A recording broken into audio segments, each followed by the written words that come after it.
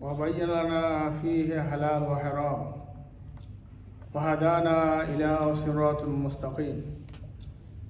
نحمده حمدا كثيرا ونستعينه ونستغفره ونعوذ بالله من شرور أنفسنا ومن سيئات أعمالنا. من يهد الله فهو المهتد ومن يضلل فلن تجد له وليا مرشدا.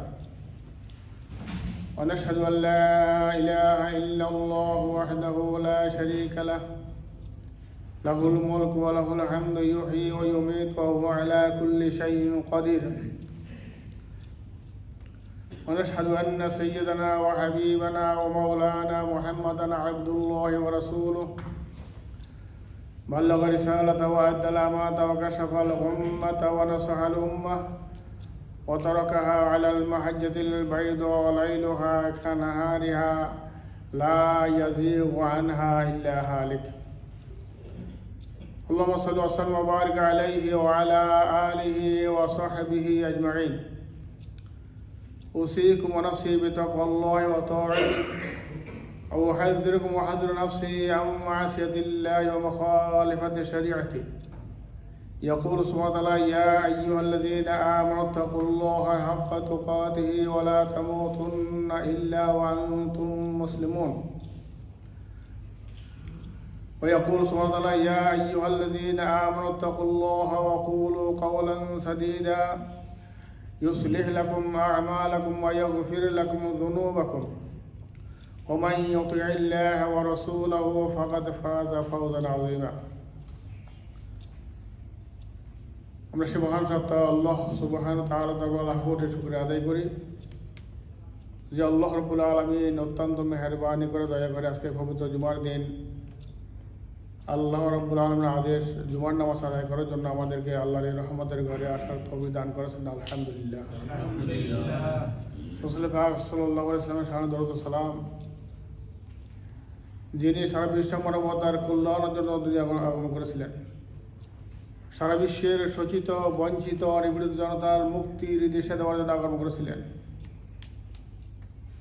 আমরা সে রাসূল পাক সাল্লাল্লাহু আলাইহি ওয়াসাল্লামের উম্মত দরুদ ও সালাম আল্লাহ রাব্বুল আলামিন আমাদের সবার পক্ষ থেকে দরুদ ও সালাম তো রাসূল পাকের রওজা মুবারক পৌঁছে দেন। আমিন আমিন। আল্লাহ সুবহানাহু ওয়া তাআলা আমাদের প্রতি রহম করেছেন, দয়া করেছেন। আজকে পবিত্র জুমার দিন, জুমার নামাজ সবাই বাংলাদেশের প্রবাসী সবাই মিলে জুমার আদায় করার যে ব্যবস্থা করে দিয়েছেন, সেই জন্য আল্লাহ তাআলার শুকরিয়া আদায় করি। আলহামদুলিল্লাহ।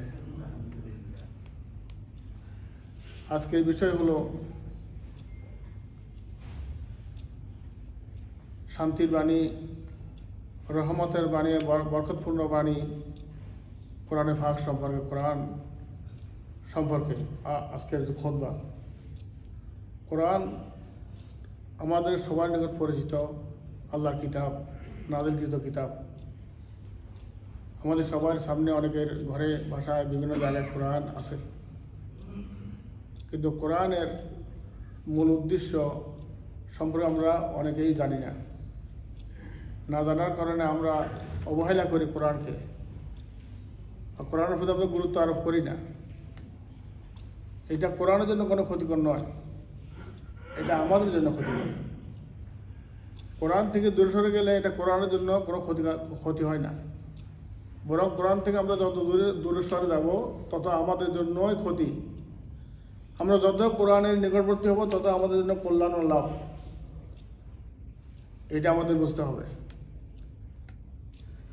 আমাদের জানা উচিত যে বর্তমান যুগে অনেক কিছু বৈজ্ঞানিক প্রযুক্তি যুগে চলাফেরা, এক দেশ থেকে অন্য দেশে যাওয়া, খবর প্রদান করা সহজ হয়ে গেছে।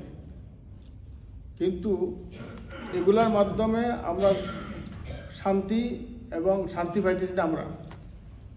আমাদের সমাজে শৃঙ্খলা নাই, মারামারি, কারাগারি, হত্যা, রাজের হিংসা, বিদ্বেষ, এই যেগুলো চলতেছে নিশ্চয় কোনো কিছুর অভাবে চলতেছে। সেই অভাবটা কি আমাদের চিন্তা করতে হবে। তো আজকের আল্লাহ সুবহানাহু ওয়া তাআলা কোরআনের সম্পর্কে আল্লাহ বলতেছেন যে ইয়া আইয়ুহান নাস ক্বাদ জাআতকুম মাউইযাতুম মির রাব্বিকুম ওয়া শিফাউল লিমা ফিস সুদূর ওয়া হুদাও ওয়া রাহমাতুল লিল মুমিনিন। আল্লাহ রাব্বুল আলামিন সমস্ত মানব জাতিকে লক্ষ্য করে বলতেছেন, হে মানব জাতি, তোমাদের নিকট তোমাদের রবের পক্ষ থেকে উপদেশ বাণী এসেছে।